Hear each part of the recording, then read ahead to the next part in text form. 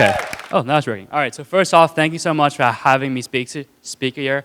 I would like to thank Brooke for actually inviting me, the rest of the Student Talks team for actually making this event possible, the MIB program, as well as Studio Q.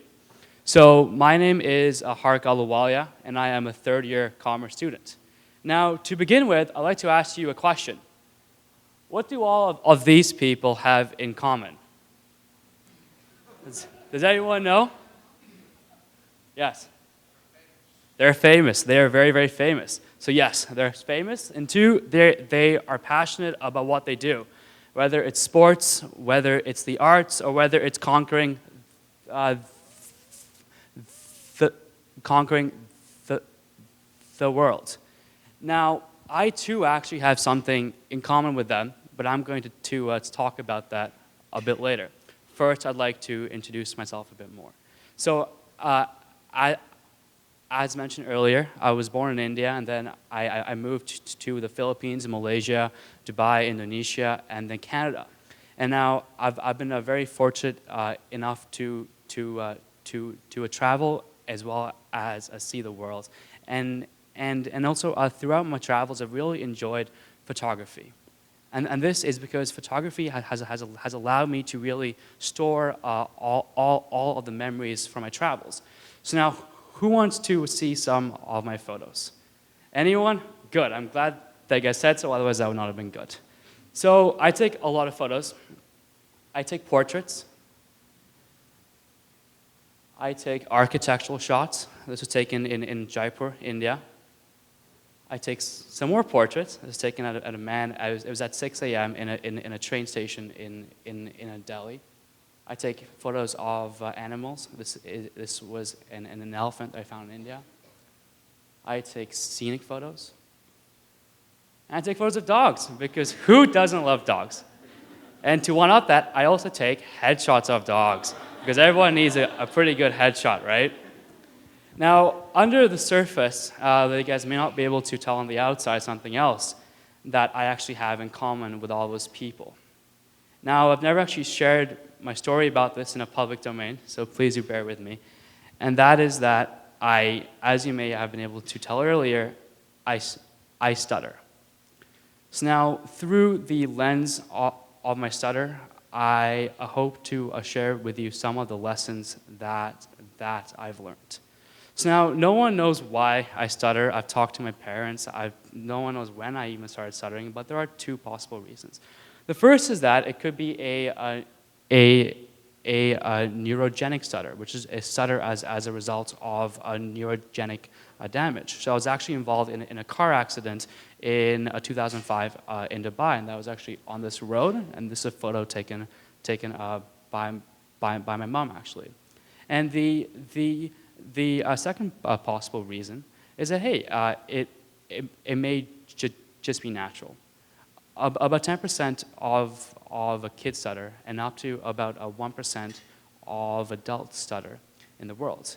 Now, regardless of the reason or for how long I've been stuttering for, I let my stutter affect me.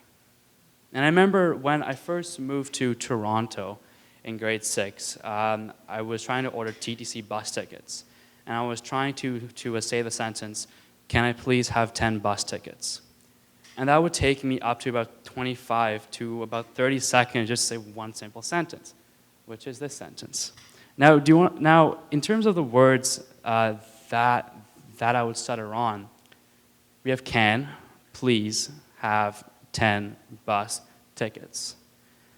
To my recent memory, there aren't many words that I haven't stuttered on. There are some exceptions, some being whiskey sour, ale, and stages, but so I guess some could say that I may have my priorities straight in a sense, but we shall see.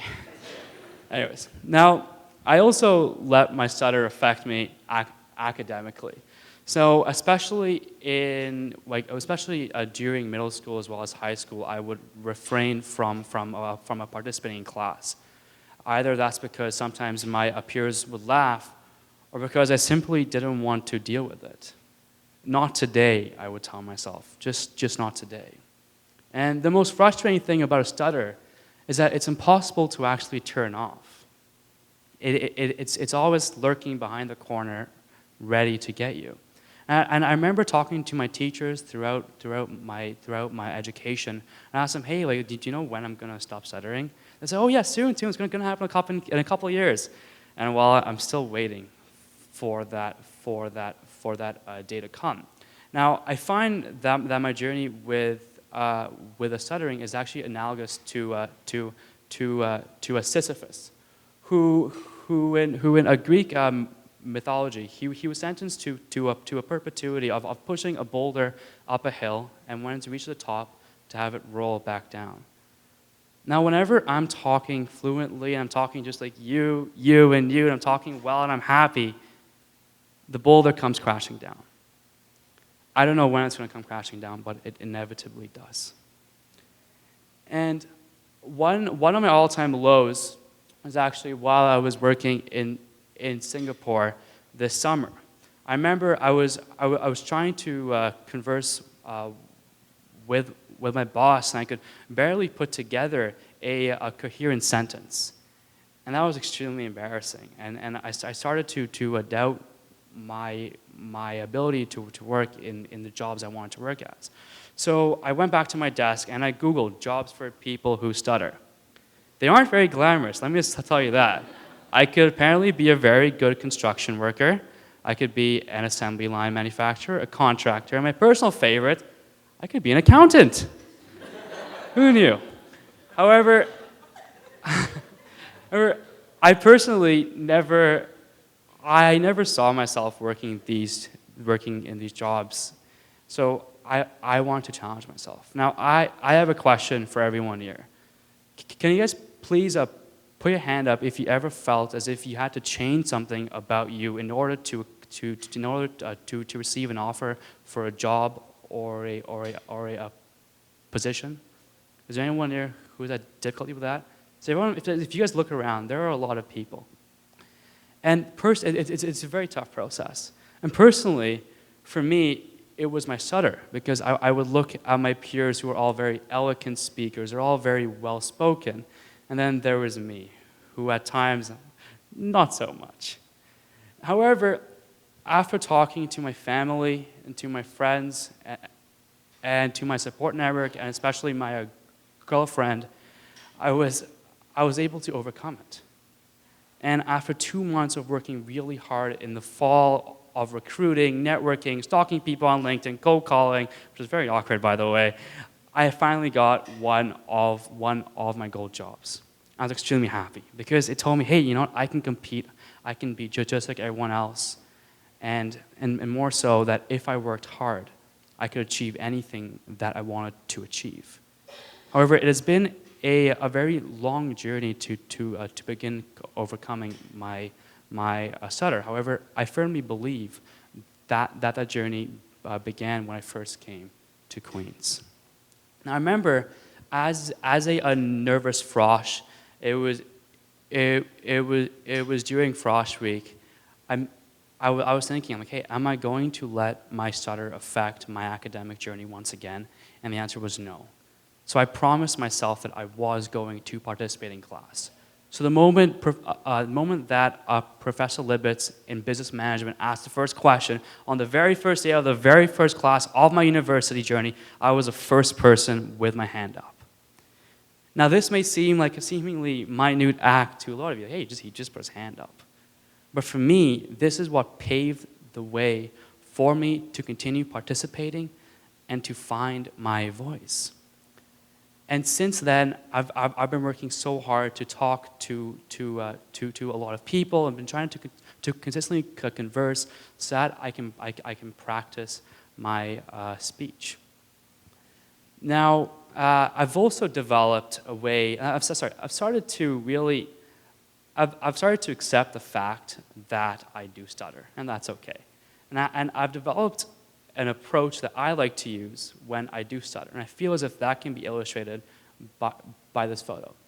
So I took this photo it was at Sese Beach. Which is in Bali. It was about, I think, two years ago, if I remember correctly.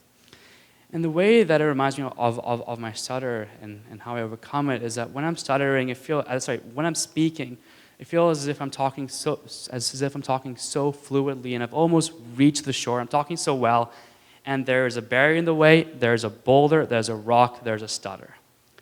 There's always something. But I've learned that the secret to overcoming it, whether it's my stutter or anything that I go through, is to pause, collect yourself, think about what you're going to say, and find your way to the shore. There are ways around everything that life puts in your way. Now, this is just my approach to overcoming a stutter. Now I'd like to share with you some other approaches that I found online. So Tiger Woods, who as you saw actually stuttered, so Tiger Woods spoke to his dog every day for years just to practice speaking, and that is what enabled him to overcome his stutter. Ed Sheeran overcame his stutter by rapping to Eminem songs. And now, even though the content of Eminem songs may be questionable especially for a 10-year-old child, might I say, Ed says that by doing so, he was able to practice articulation in his voice as well as a melody in the way that he speaks. And in fact, Elvis Presley actually singing to escape from a stutter, because through some miraculous thing in your brain, when you sing, it's impossible to stutter. But please don't get the idea that I'm going to sing for you, because that's bad for everyone. Trust me. Now, Marilyn Monroe actually also, she has a very breathy vocal style, if anyone of you have ever heard Marilyn Monroe sing. And that's actually a result of one of her speech therapy exercises, in which you audibly breathe out. And it sounds very beautiful and very soft like this, and now I'm singing Happy Birthday to the President of the United States, JFK. I don't know if anyone of you guys have heard that, but it's a very good song. Now, Joe Biden, in his memoir, wrote that given the opportunity to relive his life without his stutter, he would not do so. And that's because he felt as if it made him so much stronger. And I too believe that my stutter has made me so much stronger. And I really do believe that my stutter has also made me more empathetic, as well as mindful of what people are going through. So I'd like to show you another photo. So I took this photo at the Amer Fort, which is in Jaipur, India. Now, it looks like a normal portrait, but why I love this photo is if you look at her smile, it's just so beautiful and genuine and happy. And I remember talking to her afterwards, and it was just such a pleasant moment. And I realized that even though she has been dealt with difficult life and a difficult situation, she's able to remain positive. And similarly, I saw this during my first year summer when I was interning with a company in Indonesia, and I was working on their palm oil strategy. And I was out in the field for a couple days conversing with the palm oil farmers.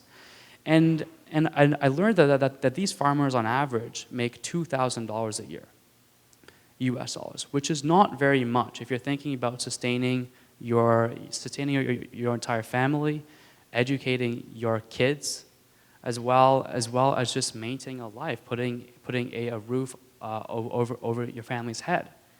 However, even though they've been dealt with such a difficult situation, even though they've had a lack of opportunity to progress, they were so positive, inviting, and happy. And what I learned from this is that no matter what you are dealt with, everyone's going through a difficult situation. The only thing that matters is how positive you are, and also what type of steps you take to overcome it. I was dealt with a stutter, and I'm very happy that I was, because it's made me a really strong person to what I believe. It's made me grow in many different ways. So I encourage you to maintain a positive outlook on your life and to be mindful of what other people are going through. Now I'd like to share with you guys another story. So I was at an event in Indonesia. This is called Panjat Pinang. It was last summer. I was with my mom. So this is a celebration it was for Indonesia's 72nd Independence Day. It was a completely chaotic event. So we basically we have small teams climbing up about 80 different grease poles, trying to get the prizes at the top. Completely chaotic, really, really fun. I would definitely recommend if you're ever in Ancol in Indonesia. Now, throughout all this chaos, I was able to capture one of my favorite photos of all time. Now, his tattoo says, "Only God can judge me." Now, regardless of your religious beliefs, I believe that this photo should speak volumes to you, because you should not let anyone get in the way of what you want to do, or let anything prevent you from achieving your goals. You are the only person who can define your future. Thank you so much for listening. Appreciate it.